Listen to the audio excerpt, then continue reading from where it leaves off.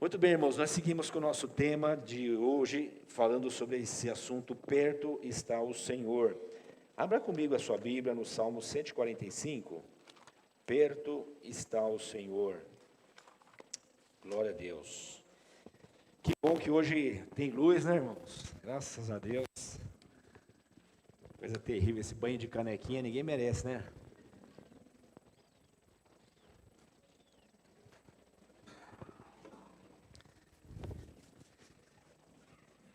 Semana passada a gente ficou preocupado com a logística dos irmãos da igreja, né, para se preparar para estar aqui. Então a gente suspendeu a reunião, mas nessa semana a gente se antecipou um pouquinho e mesmo que fosse sem luz, a gente ia fazer a reunião. Aí eu ia ter que pregar ali no meio do salão, viu, irmãos? Porque eu não tenho voz para gritar, né? Então eu ia ter que pregar ali no meio do salão, já estava me preparando já. Muito bom. Salmo 145, nós estamos falando desse tema tão importante, irmãos, tão extraordinário, que traz lições maravilhosas para nós. Perto está o Senhor. E no começo do mês, eu estive falando sobre esse tema no sentido de exaltar, de continuar, né, de dar visibilidade para essa louvação que o salmista está fazendo. O salmista está fazendo uma grande louvação a Deus, ele está louvando a Deus, exaltando ao Deus, que eu estava comentando sobre isso, que é o totalmente outro, é o eterno, né, na linguagem do povo hebreu, é o eterno, é aquele que é diferente de nós, é o inacessível, é o Deus que ninguém pode se aproximar dele, mas ele por graça, por bondade, por misericórdia, ele se comunica com o humano. E ele se comunica trazendo salvação, ele se comunica mostrando os seus atributos, que numa forma de espelho, reverso, mostra para nós o que ele tem e o que nós não temos, o que ele é e o que nós não somos. Então ele é justo, reto e bom. Nós não somos nem justos, nem retos, nem bons. Nós somos uma espécie de caricatura disso. E nós os humanos, não achamos isso. Aliás, irmãos, nós os humanos, em geral, não concordamos com as Escrituras, viu? Nós não concordamos com as Escrituras, não concordamos com Deus, desconfiamos dele. A gente tem um bom discurso religioso, de que a gente é assim com Deus. Mas quando você lê as Escrituras, você descobre que a gente não é assim com Deus, a gente é assim, ó, né? Ou assim, cada um indo para uma direção. Por quê? Porque Deus é o absolutamente outro, é o totalmente outro, nós falamos isso no começo do mês. Mas na sua misericórdia, Ele se comunica conosco, Ele se faz presente, Ele é o Deus que se faz presente, Ele se revela a nós. Se no começo do mês eu falei que Ele é o totalmente outro, inacessível, e o salmista está celebrando a Ele pelos seus milagres, pelo seu favor, porque Ele é o Deus da guerra, porque Ele livra, porque Ele provê, porque Ele sustenta. Hoje eu quero pensar com você que Ele é o Deus que se comunica, Ele é o Deus que se revela, Ele é o Deus que é absolutamente outro, diferente de nós. Mas Ele decide se fazer um de nós, para que nós pudéssemos, agora não mais numa imagem só de espelho, mas numa imagem nítida, enxergar quem é Deus. Deus é Jesus de Nazaré. E em Jesus de Nazaré, eu me vejo tão deformado quanto a Bíblia diz. Mas em Jesus de Nazaré, eu também vejo onde que Deus quer que eu chegue.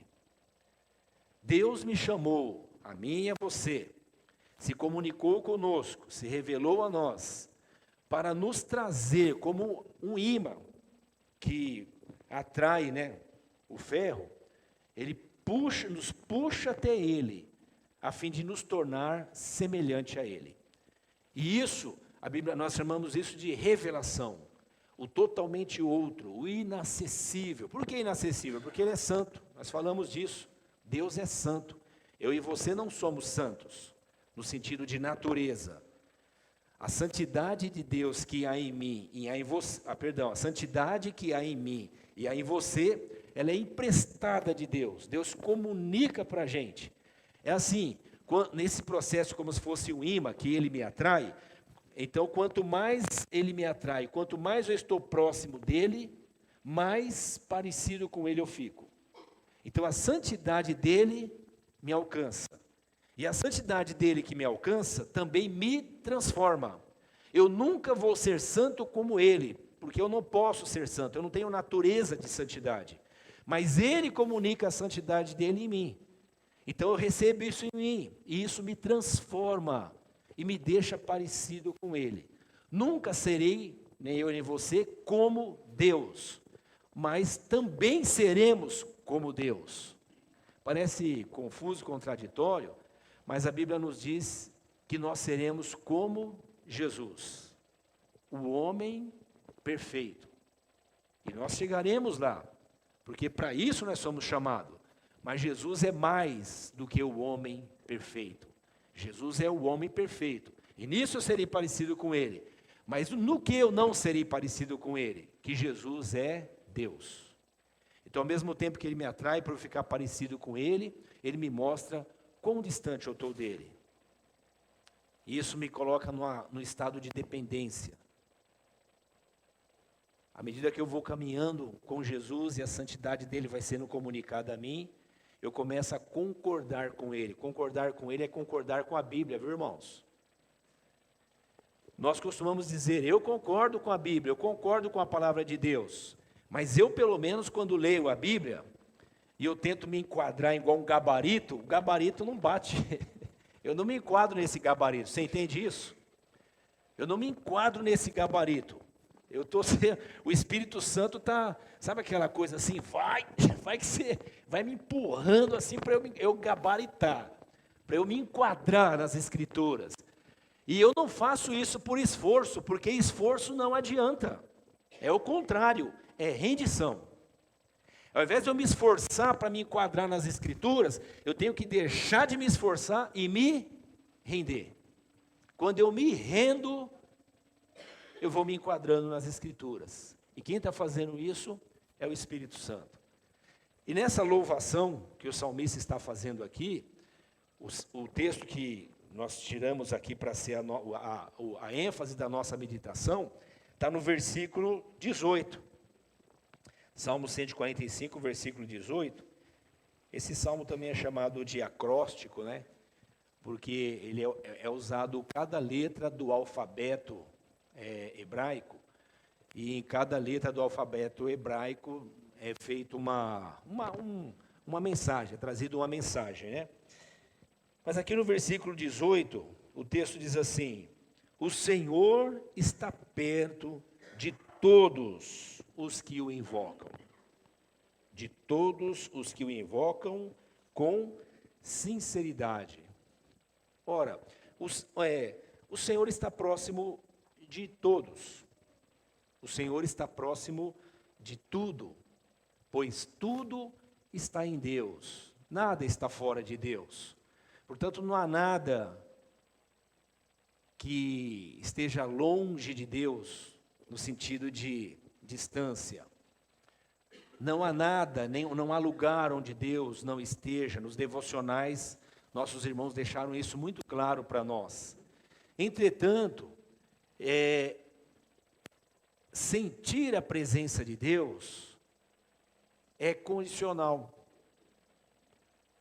Nós estamos aqui dentro desse ambiente e aqui tem ar. Vocês estão sentindo o ar? A gente não sente o ar, né? A gente só respira. Mas se ele se movimentar, a gente sente. Aí você fala, não é que tem ar aqui, eu não percebi que tinha. Por quê? Ele está aqui, mas você só sente se ele se mover. Então, Deus está presente, mas nós só sentimos Ele quando Ele se move sobre nós, quando Ele se move em nós, quando Ele age em nós. Esse mover de Deus em nós, esse agir de Deus em nós, e aqui quando eu uso a palavra mover com cuidado, né? Eu estou usando o conceito bíblico, mas esse mover de Deus, esse agir de Deus em nós, nos faz perceber a presença dEle. E olha que interessante, irmãos, só percebe a presença de Deus, só testemunha, só testifica a presença de Deus, quem está diante dEle sem máscaras. Sem cera. No devocional que eu fiz, eu falei de uma tradição que explica a palavra sem cera, que é a ideia, a história dos comerciantes do passado, né, que faziam imagens de madeira e vendiam essas imagens. Mas imagens de madeira ou de outro tipo de material, que eram feitos em moldes também, né? E naturalmente alguns desses moldes vinham com buracos, com falhas, né? O molde era preenchido, quando a imagem ficava pronta, eles davam um acabamento, mas ficava lá algum buraco por causa de bolha de ar, alguma coisa assim. Então o que eles faziam? Para que essa imagem, essa escultura que eles faziam, continuasse boa, perfeita, eles colocavam cera. Então tinham as imagens que saíam perfeitas, sem bolhas de ar, então elas eram perfeitas, e tinham as imagens que saíam com bolhas de ar, que eram imperfeitas. As imperfeitas, elas eram maquiadas com cera, então era colocado cera. Olhando para as duas eram iguais. Aqui tinha cera e aqui não tinha cera. Só que aqui tinha cera, tinha menor valor. Aqui não tinha cera, tinha maior valor. Daí surge a ideia de que uma coisa boa, ou uma imagem boa, é uma imagem sem cera. Surge então a palavra sincera, né? A palavra sem cera, então o sincero vem do sentido de sem cera. Quando que Deus, que está presente, é sentido, é testemunhado, quando nós estamos diante dele sem cera, sinceros. Por isso que o salmista diz, o Senhor está perto. Ok, para mim não tem novidade nenhuma. Como que ele estaria longe? Se ele é tudo em todos, se tudo está nele. Então até aqui não tem nenhuma novidade. De todos os que o invocam, ok. Nós sabemos que é só a gente sentir o vento batendo, né, como Pedro lá, né, as águas se movendo. É só dificuldade de chegar que se clama a Deus. Mas aí ele completa com o conceito dizendo assim, de todos os que invocam sem cera, sem máscara. Como que eu tenho invocado a Deus? Invocar Deus é clamar. Invocar Deus é pedir. Então todo mundo que pede a Deus, pede por algum motivo. Mas só testemunha a presença de Deus. Só experimenta, sente a presença de Deus, quem clama a Ele com sinceridade. Salmo 46, vamos ler o Salmo 46, todos nós conhecemos, mas ele diz assim, Deus, versículo 1, primeiro verso, né? Deus é o nosso refúgio, sim ou não, irmãos? Sim. Amém, Deus é o nosso refúgio. Deus é a nossa fortaleza, sem dúvida, Ele é a nossa fortaleza. Auxílio, o hebraísmo tem essa linguagem de se reafirmar, é linguagem paralela. Ele fala uma verdade e reafirma essa verdade, depois confirma ela novamente, quase que repetindo a mesma coisa de diversas maneiras diferentes. O que nós estamos lendo nesse salmo é isso. Deus é o nosso refúgio, Ele é a nossa fortaleza. Olha como fica mais claro agora, auxílio bem presente na hora da angústia. Sabe quando a gente busca Deus sem cera? Quando a angústia bate. Aí não tem cera, aí não tem vela, aí não tem maquiagem, aí você não tem mãos levantadas. Deus, o Senhor sabe como eu sou gente boa, Deus me ajuda, eu sou gente boa, Deus me socorre, eu sou gente boa. Sabe aquela oração que você faz ao Senhor? Senhor, o Senhor sabe como eu tenho me esforçado. E vem na minha cabeça aquela imagem de Deus assim, vai. Anda com esse assunto aí que você está muito enrolado. Você já teve essa experiência de falar com Deus? E fica rodeando, igual o filho que quer pedir alguma coisa, e fica rodeando. Ou igual alguém que está devendo alguma coisa para você, e fica rodeando, ou você devendo para alguém e fica rodeando. Você já falou com Deus assim? Então, o nome disso é com cera. O nome disso é com máscara.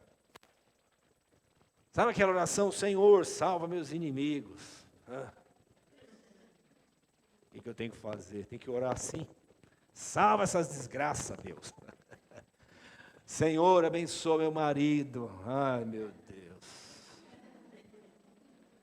Senhor, usa minha esposa.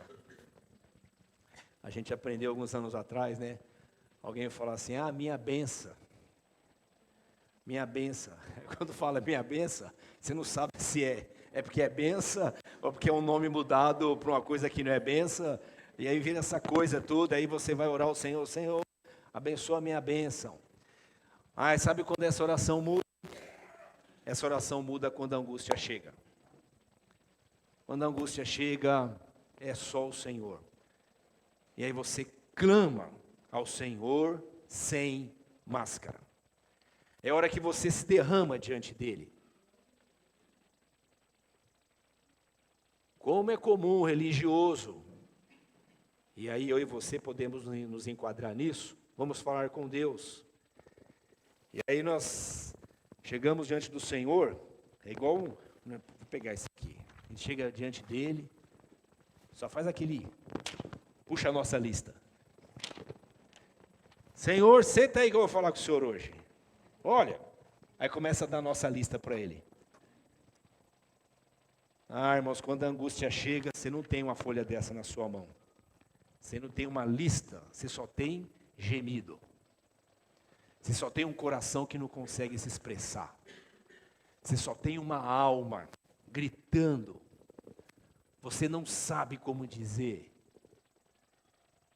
Mas aí você sente o Senhor presente. O salmista diz, Ele é presente na hora da angústia. No português moderno, Ele é presente na hora H. A gente não usa isso aí? Na hora H, o que é isso? Na hora que o bicho pegou, quem estava lá? O Senhor. Mas Ele sempre esteve, por que eu não percebi? Porque eu estava cheio de máscara. Até que o sofrimento vem e vai arrancando as máscaras, arrancando as cascas, arrancando a maquiagem, mostrando os buracos, mostrando quem somos. E aí nós chegamos pequenos diante do Senhor. Deus é presente. Que hora? Na hora da angústia. Deus me livre de ficar angustiado. Quem quer ficar angustiado? Nenhum de nós. Mas que estranho. Como que às vezes a gente precisa ficar angustiado, não para descobrir Deus, mas para perceber quem nós somos. E quando eu me percebo, muda o jeito de eu olhar para você. Porque aí eu me vejo em você. E aí quando eu vou orar pela minha esposa, pelo meu esposo, pelo meu filho, pela minha filha, como muda a oração. Muda ou não muda, irmãos? Muda a oração. O Senhor nos convida a experimentar, Ele está perto. O Senhor está perto de você. O Senhor está perto de você. Não é você que está perto dEle. Eu e você nunca tivemos perto dEle. Porque Ele é o totalmente outro. O absolutamente outro. O totalmente distante. Ele é santo. Na linguagem dos Salmos, ou mesmo do escritor do Pentateuco, né? Do Moisés, quando o Senhor descia lá no monte, né? E manifestava a presença dele, ninguém podia encostar no monte. Se encostasse no monte, até um animalzinho, Ah, um bezerrinho, ou uma ovelhinha bonitinha, olha que fofinha. Ela vai fofinha, fofinha, até encostar no monte, pss, acabou. O que aconteceu com essa fofinha? Ah, fofinha, bonitinha, fruto da natureza deformada. E Deus é santo, nada pode encostar onde Ele está. Ele é santo. Essa é a ideia do inacessível.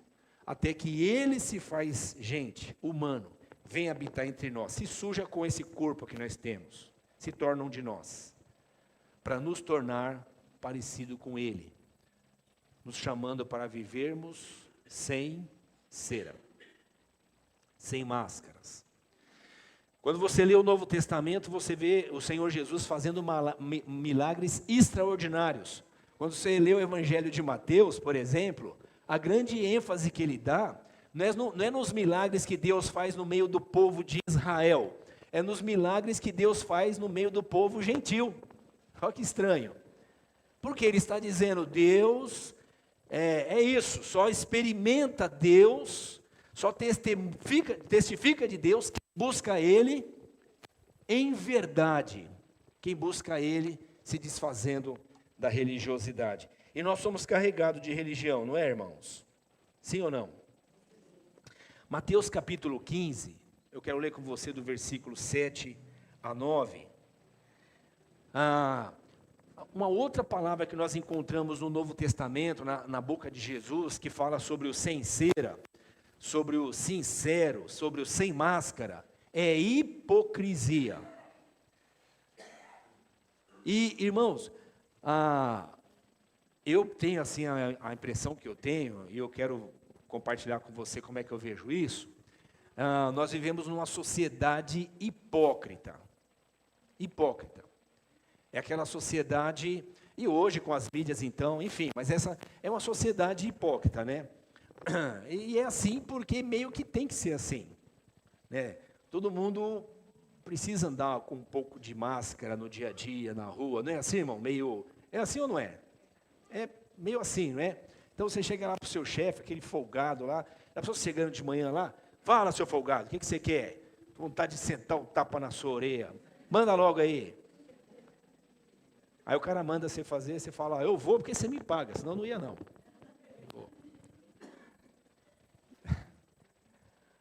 A gente tem que, às vezes, não tem que usar um pouco de cera? Que coisa feia, né, irmão, falar isso. Ainda mais aqui, na internet. Meu Deus, livra-me de todo mal. Mateus capítulo 15. Ô Tênis, põe aí o Mateus 15. Deixa eu ler com você os versículos 7 a 9. Quem está falando aqui não é o Moisés, irmãos. Aqui são palavras de Jesus. Olha o que Jesus fala. Com quem que ele está falando? É com os que não conhecem Deus? É com os que é com os que não têm, vou usar uma linguagem aqui, é os que não têm a Bíblia? É os que não têm a Torá? Ele está falando com quem não conhece o templo, não conhece os ritos da lei? Não, ele está falando com esse pessoal que conhece os ritos, que conhece a Torá, que conhece o sábado, que conhece o mandamento, que sabe que entende, né, ou lê quem é Deus.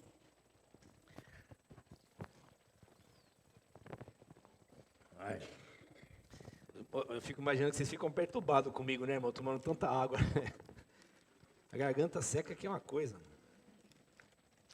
Muito bem, aí está falando com essa turma aí. Aí ele diz assim, a mensagem dele, hipócritas, bem profetizou Isaías acerca de vocês, dizendo, este povo me honra com os lábios, mas o seu coração está... Como que é isso? Versículo 9. Em vão me adora. Vamos voltar para o 8 então? Este povo me honra com lábios. Ouça aqui, irmãos. Eu estou falando dessas coisas porque é um desafio para mim. Eu espero que seja para você. Muito. Meu desejo, minha oração é, Senhor, que essas coisas façam mal para meus irmãos como faz para mim. Que essas coisas perturbem meus irmãos como me perturba. que essas coisas deixem meus irmãos envergonhados, como me deixam. Por isso que eu venho aqui pregar para vocês. É para compartilhar minhas angústias. Meus passa mal com Deus. Então esse povo me honra com os lábios, mas o seu coração está longe de mim. Nós temos esse momento, irmãos, que na semana, normalmente, é só esse. 1 hora e meia, às vezes 2 horas de culto. Esse é um momento que nós cultuamos na vida. Eu e você cultuamos na vida, cultuamos no dia a dia. Nós cultuamos jogando bola, correndo, fazendo esporte, indo na academia, indo na praia, indo no mercado, namorando, noivando, casando, criando. Nós cultuamos a Deus na vida. Essa é a consciência do discípulo de Jesus. Ele não tem um dia só para cultuar, ele cultua na vida, em todo tempo, em todo lugar. Por quê? Porque ele vai aprendendo com o Senhor que ele está diante de Deus. E ele tem que viver, e ele vive diante de Deus. Portanto, ele está integralmente diante de Deus. Mas nós concordamos aqui como comunidade, de ter encontros que nós chamamos de culto a Deus. Olha só, é culto. Não é churrasco, não é festa, não é palestra. É culto ao Senhor. E aí nesse momento de culto nós temos esse momento, esse curto tempo de culto a Deus.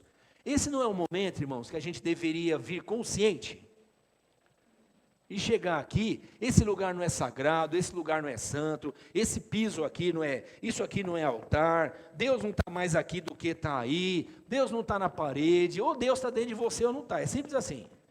Ou você percebe ele ou não percebe, mas no culto, a gente concordou de fazermos um momento de culto ao Senhor. É culto.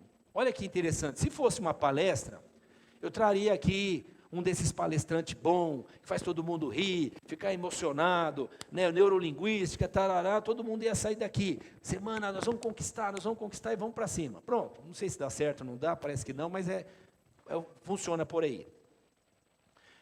Mas é culto. O que é o culto? É aquele movimento consciente que o humano faz em direção a Deus, porque sabe a quem está buscando.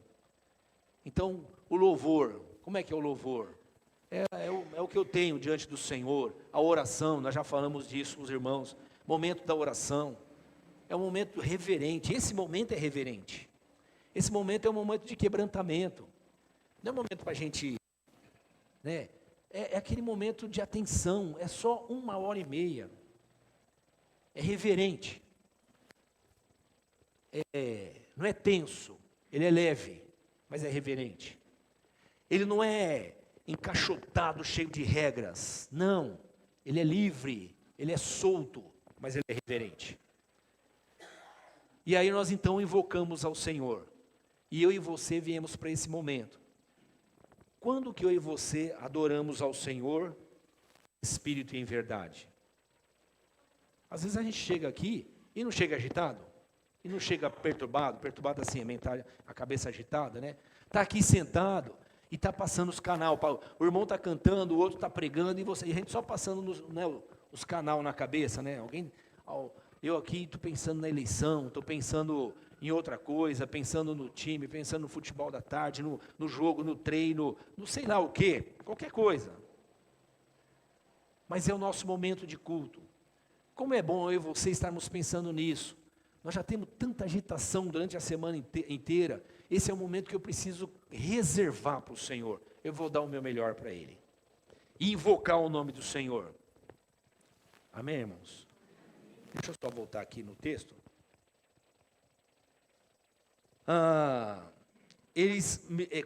Quando que eu e você podemos nos pegar louvando a Deus só com os lábios? Resposta para você, tá? Você responde a isso com você mesmo. Eu respondo comigo. Quando eu e você estamos aqui tocando os nossos instrumentos, ou servindo ao Senhor na porta, atendendo as crianças, atendendo som e imagem, atendendo, como as mulheres fizeram ontem, como os irmãos do louvor fizeram também, como os nossos adolescentes fazem, como cada um, eu e você, temos oportunidade para fazer. Quando que nós fazemos isso? E fazemos adorando o Senhor de coração, não apenas de lábios. Não é um desafio para nós, irmãos? Sim ou não? É um desafio para nós. Mas quando nós somos abençoados, quando aquele culto é o culto abençoado, é quando você clama ao Senhor em verdade. O Senhor diz assim para aquele pessoal: olha, vocês sabem fazer tudo o que está escrito para vocês fazer. É como se vocês atendem o script. Tem um checklist aí de coisas que tem que fazer no culto que vocês fazem bem, mas vocês não me adoram de coração. O coração de vocês estão longe de mim. A nossa sociedade hoje, ela é extremamente religiosa.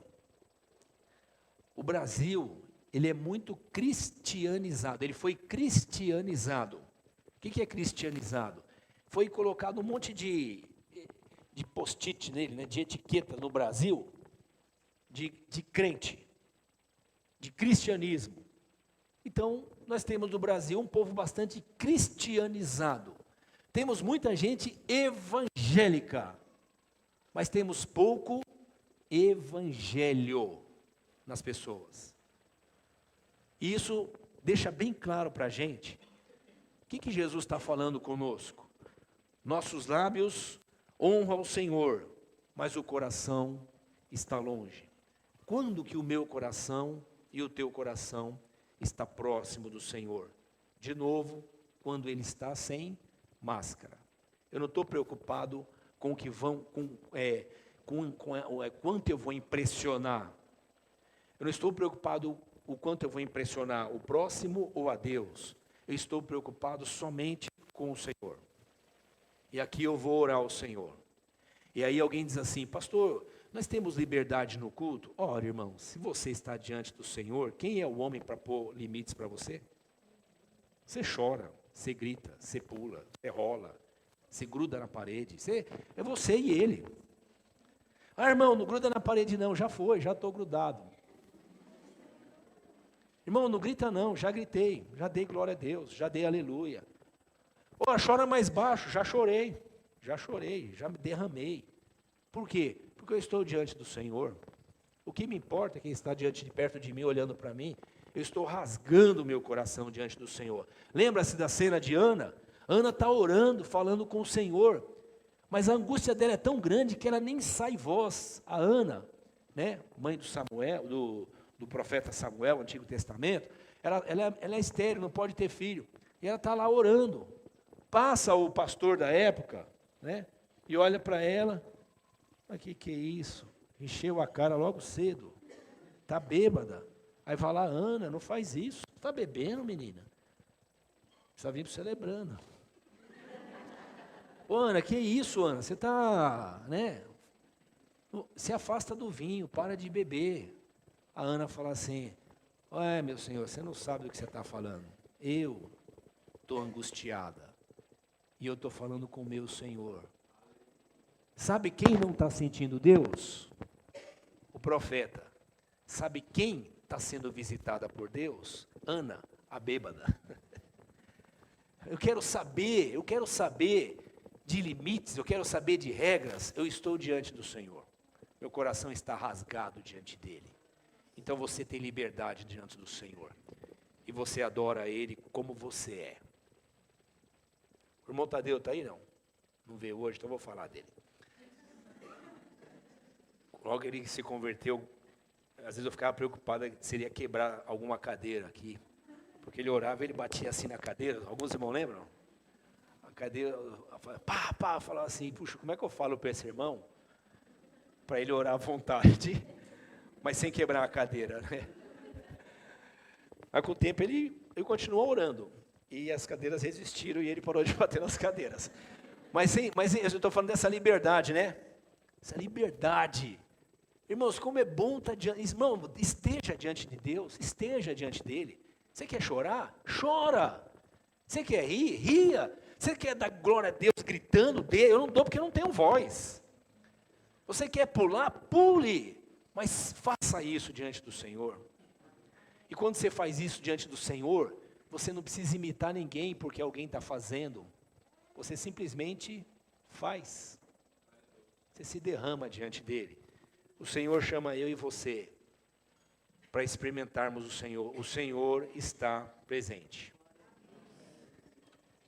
Se eu pudesse usar essa linguagem, eu vou usar, não deixe ele passar, ele está presente. Busque ele agora e você vai sentir a glória dele sobre a sua vida, em nome de Jesus. A nossa natureza e a nossa sociedade é tão influenciada pelo conceito de hipocrisia. Bom, deixa eu só ler o último versículo, desculpa, só para encerrar. Em vão me adoram, os seus ensinamentos não passam de mandamentos ensinados pelos homens. Ué, os homens aqui que ele está falando são os fariseus, que estão ensinando o quê? Os mandamentos. Que mandamentos? De Deus. Ora, é de Deus ou é dos homens? Não, é de Deus. O mandamento de Deus foi escrito no papel.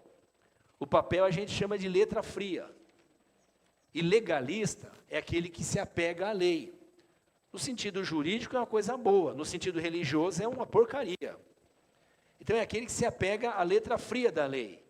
É alguém que pega a lei e aplica a lei friamente no ser humano. E aqui, de novo, deixa eu falar o que o Senhor nos ensina sobre isso. A lei é dele, mas se ela passa por mim e fica fria como esse papel, ela não serve para nada. A Bíblia fala sobre guarda do sábado, sim ou não? Sim. Então alguém vê Jesus fazendo um milagre e fala que não deveria fazer o milagre, porque o homem que ele fez o milagre pegou a cama que tinha e estava carregando, e alguém diz, olha, você não pode carregar a cama no sábado, não pode carregar sua cadeira de rodas no sábado.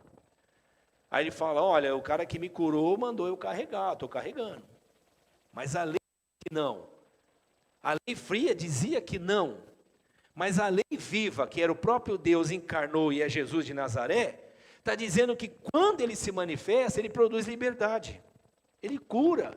E como que alguém curado vai andar igual um robô? Como que alguém curado, como que alguém foi alcançado por Deus vai deixar de ouvir o que ele manda? O homem pega a cadeira, leva nas costas e alguém critica ele.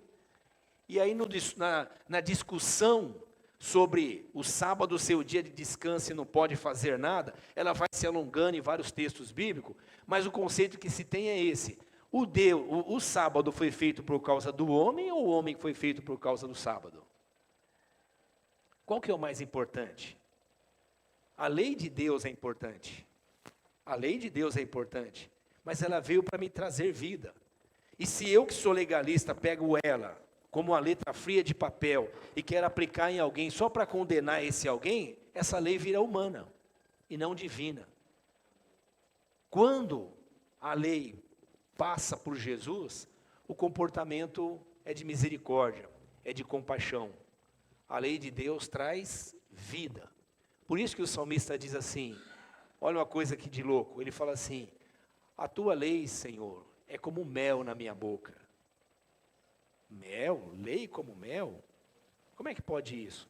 Ele sabia que a lei era remédio. Não era letra fria. Era remédio bom que liberta. Então ele tinha prazer na lei do Senhor. Diferente de alguém que olha para a letra fria e tem pavor, porque a letra fria é ruim para todos nós. Amém, irmãos? A nossa sociedade, ela é naturalmente, ela é deformada. A partir do Éden, nós ficamos com a nossa natureza deformada. E deixa eu abrir um parênteses aqui. Quando você ouve alguém dizer assim, nós somos Imago Dei. Olha que palavra bonita, né? Imago Dei. Você é Imago Dei. Olha, o que é isso? É que eu vi os filósofos falando, eu achei bonito. Eu sou imagem de Deus. Você precisa se amar, você é a imagem de Deus. E, ó, irmãos, por favor, não fica... Tem alguns irmãos que eu acho que nem vai vir mais, porque toda vez que eu falo de nós mesmos, a gente só fala coisa ruim, né, de nós mesmos. Eu vou falar igual o Clebinho. Se você quer ouvir coisa boa sobre você, vai na Sechonoye, que lá eles falam bastante coisa boa sobre você mesmo. Fala ou não fala? Fala que você... Fala um monte de coisa bacana. Outro dia eu ouvi uns áudios deles, só não vou soltar no devocional, mas fala bonito, irmãos. Só que quando você lê as Escrituras, ela fala quem eu sou. Eu vou usar de novo o exemplo da minha mãe amada, que falava, você não é flor que se cheire. Como é que uma mãe fala isso para um filho? Fala, ela está ajudando o filho. E olha eu traumatizado, olha como eu estou traumatizado, porque ela me falou isso. E ela me falava isso porque, com o tempo, eu fui concordando. Não é isso mesmo? Eu não sou flor que cheire. Todo mundo fica jogando, como? Confete em você. Todo mundo fica jogando confete em você. E pode ser que você ache que é isso mesmo. Não é. Fica com as escrituras, é melhor. Ela mostra para a gente quem nós somos. A nossa sociedade é deformada. Nós somos a imagem de Deus. Isso é uma meia verdade. Porque a imagem de Deus está lá no Éden. É o Adão. E o que aconteceu com Adão? Ele caiu e ficou deformado. O que ele gerou? Isso aqui, ó. Essa caricatura. Não é que eu e você não prestamos, não somos nada de bom, só há coisa ruim em nós. Claro que não. Quanta coisa boa há em nós, quanta virtude, quanto dom, quanta habilidade, quantas coisas extraordinárias. Arte, beleza, poesia, matemática, ciência, sabedoria, humanidade. Há coisas extraordinárias em nós aplaudimos isso o tempo todo. A questão é que isso, de novo, é uma casca. O âmago da nossa existência, de quem nós somos, é essa natureza deformada. E a natureza deformada do homem, ela tende à hipocrisia. Ela tende a usar máscaras. Tanto que ela leva isso para a vida religiosa. E a gente entende bem isso na vida religiosa. Mas ela continua, ela leva isso para os relacionamentos. Eu vou usar uma palavra aqui. O Washington Oliveto, né? Os irmãos, eu falar do Washington Oliveto, morreu esses dias, acho que essa semana passada. Irmãos, ele era considerado uma divindade, né? É um gênio, né? Do marketing. E o marketing é uma ferramenta extraordinária, né? É uma maneira de você atender demandas. Então, há uma necessidade na sociedade, é feita uma pesquisa, um estudo, é encontrada uma necessidade, é desenvolvido um produto, esse produto tem uma imagem, tem um jeito de comunicar, tem uma cor, e aí é vendido, e marketing é isso. E está ótimo, é muito bom isso. Só que a nossa sociedade hoje, o próprio marketing se descobriu como uma grande ferramenta, não só para atender necessidade, mas agora para criar necessidade. Então o marketing agora ele é usado para criar necessidade. Muita coisa que eu e você compramos, ou muita coisa que está aí no mercado, eu e você não precisamos. E nem existia alguns anos atrás. Mas o marketing criou, e criou dentro de nós uma necessidade de consumir aquilo. E aí a gente diz, eu sou livre. Livre? O marketing controla a gente. O marketing diz o que a gente veste, o que a gente come, onde a gente vai, o que é ser feliz, com quem a gente casa, com que tipo de namoro, se é sexo antes e fora do casamento, quantas mulheres você tem, quantos homens você tem, se casa, descasa, porque o marketing está dizendo que é assim. E o evangelho?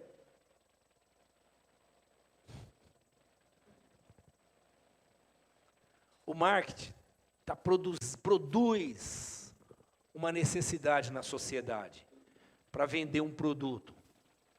2 produtos que eu quero lembrar para vocês verem como que há uma natureza hipócrita dentro de nós. Dois subprodutos do marketing que nós temos hoje. Um deles é o politicamente correto. Quem já ouviu falar disso?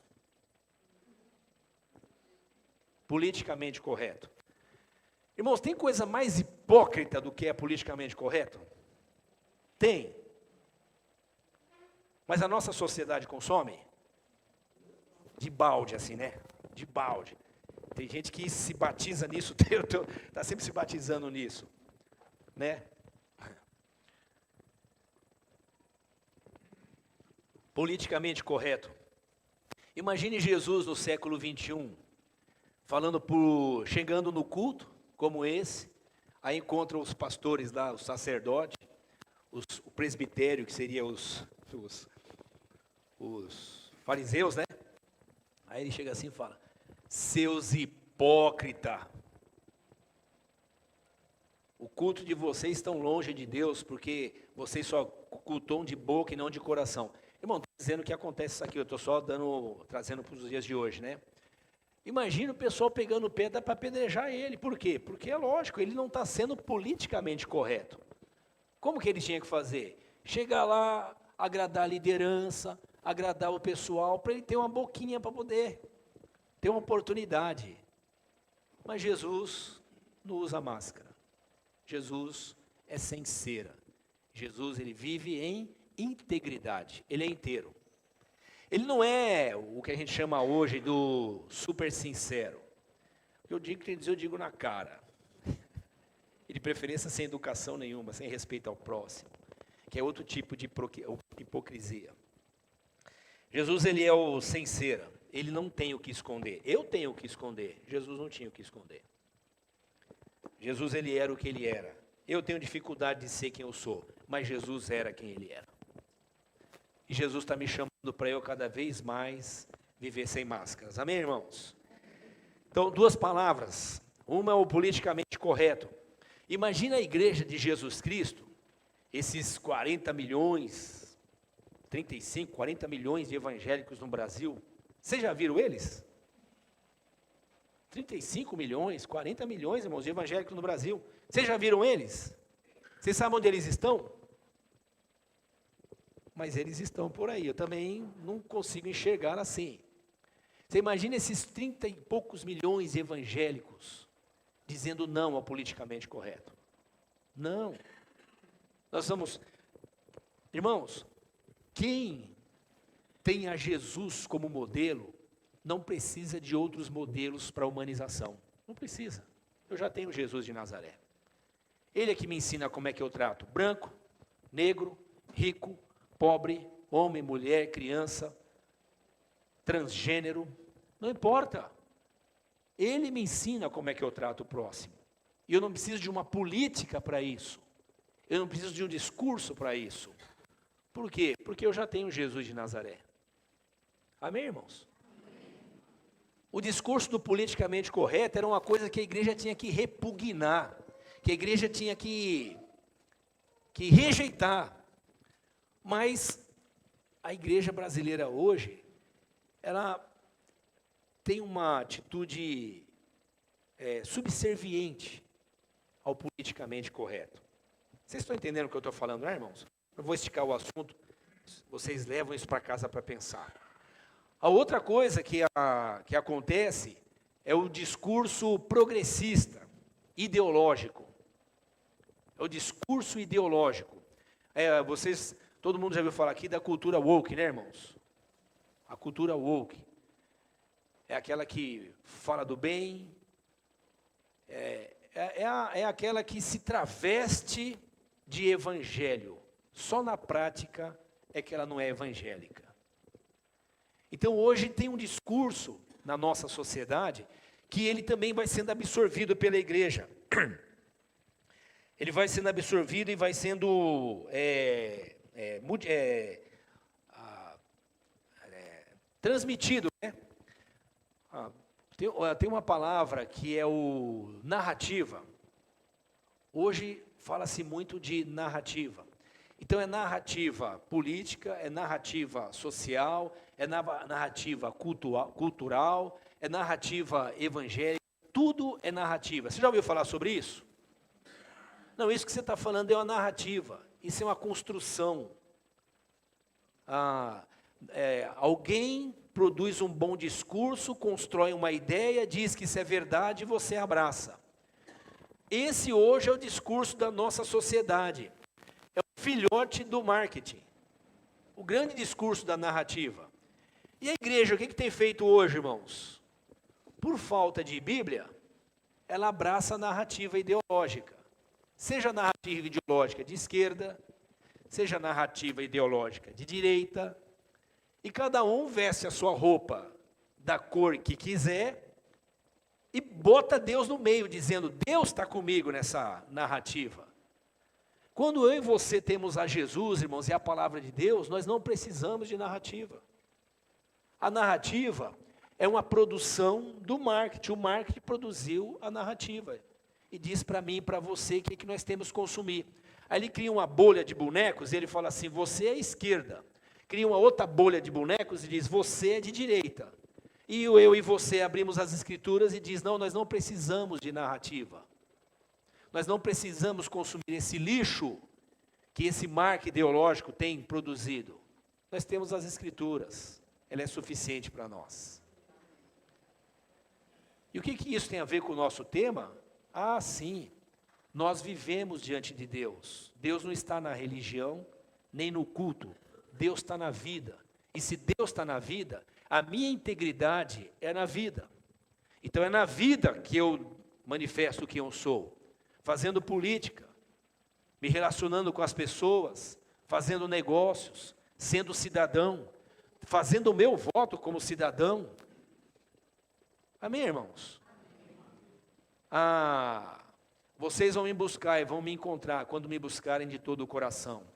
É comum alguém imaginar isso no culto. Vou buscar Deus no culto e Deus vai se revelar para mim. Deus se revela para mim e para você no dia a dia, onde nós estivermos.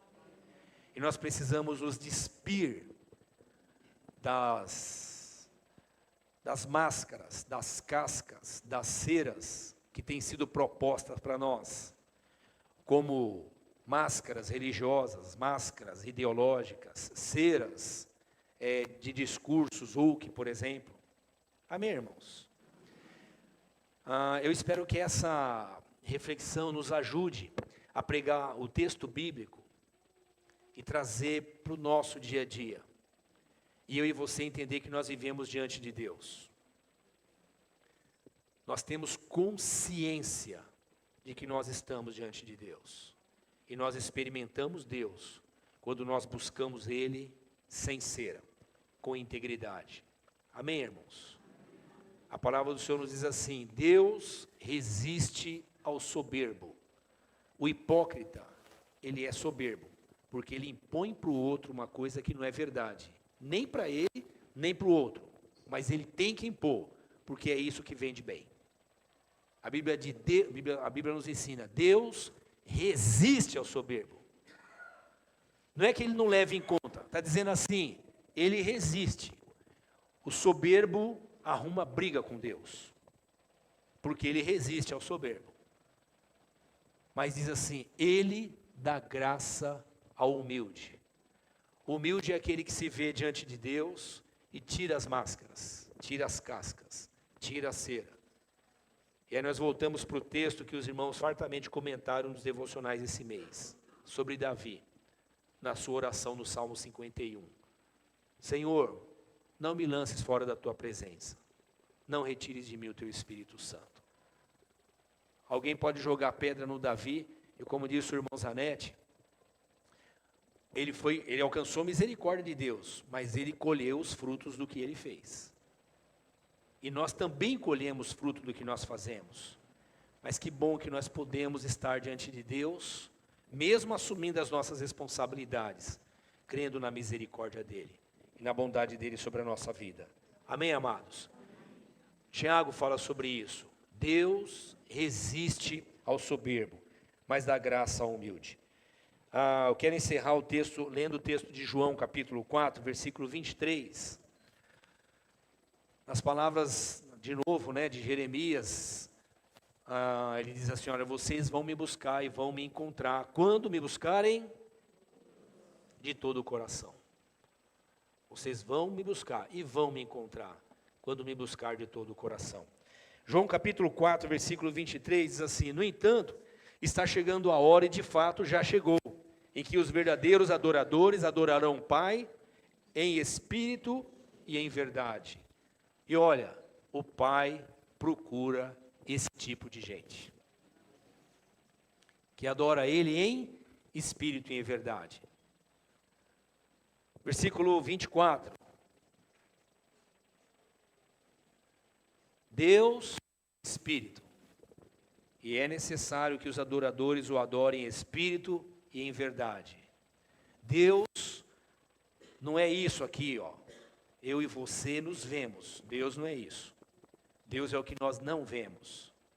E Ele busca os que adoram Ele sem querer impressionar ninguém com o que é, com o que pode mostrar que é. Ele busca aqueles que o adoram em espírito e em verdade. Que o Senhor, irmãos, nos encha do seu Espírito Santo, para nós adorarmos o Senhor em espírito e em verdade, e tudo o que nós fizermos para a glória de Deus. Deus está perto, Deus está conosco. Amém, amados? Vamos orar? Eu quero orar com você e desafiar você a refletir. Onde você tem sentido dificuldade para entender isso? Que Deus é Espírito. Que Deus nos chama para viver sem máscaras. É libertador, irmãos, eu e você experimentarmos esse crescimento e sermos quem nós somos. Isso nos fala do conceito de vida comunitária. Na comunidade é assim, nós vivemos como nós somos. E alguém diz assim, nossa, tem pessoas que são difíceis de conviver. É assim, viver em comunidade é assim. Aqui está mais para hospital do que para paraíso. Aqui tem gente de todo tipo, inclusive como eu e você, que só nos suporta quem nos ama bastante. Mas esse é o lugar que o Senhor nos chamou para viver. Vivermos em comunidade, sem máscaras. Amém? Alguns irmãos aqui fazem alguma coisa que quem conhece há tempo fala assim, esse irmão é assim mesmo. Outros dizem assim, meu Deus, nunca imaginei uma coisa dessa. Mas quanto mais a gente vai convivendo, mais a gente vai percebendo que as pessoas vão vivendo sem máscaras. A outra coisa é que elas também vão sendo aperfeiçoadas. Vamos orar? Pai, nós te louvamos por esse tempo, pela tua palavra maravilhosa que nos ensina a buscarmos o Senhor com sinceridade, com o coração aberto, sem buscar palavras, sem procurar palavras, sem querer te impressionar. Senhor, tu sabes quem nós somos no casamento, tu sabes quem nós somos com o nosso cônjuge, tu sabes quem nós somos, ó Deus, no trabalho, tu sabes, Senhor, quem eu sou, tu sabes onde eu ando, o que eu falo, o que eu faço, o que eu vejo, como eu vejo. O Senhor sabe, ó Pai, as coisas que acontecem dentro de mim. E nós te louvamos, ó Deus, porque o Senhor nos convida para reconhecermos isso diante de Ti e experimentarmos o Senhor com intensidade em nós. Ajuda-nos, ó Deus, a nos despirmos dos discursos que são tão convincentes que às vezes convencem a nós mesmos. Nos ajude, Senhor, a falarmos como Ana diante de Ti, chorando a sua dor, a sua angústia, a sua necessidade. Nos ajude, Senhor,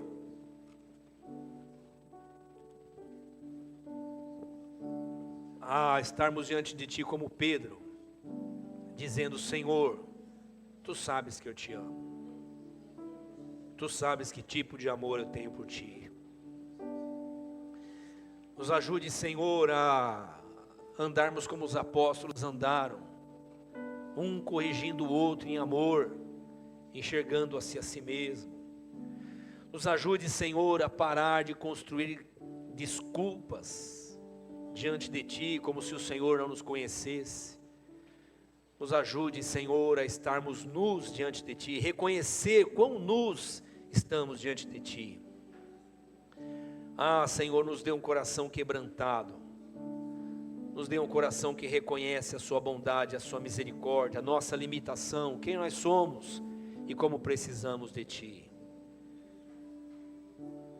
Quebranta, Senhor, o nosso coração. Mostra-nos, ó Deus, quem nós somos, para sermos mais humanos com os que estão ao nosso redor. Nos ensine, Senhor, a Sua verdade, manifeste essa graça em nós, para a glória do Teu nome, em nome do Teu Filho Jesus.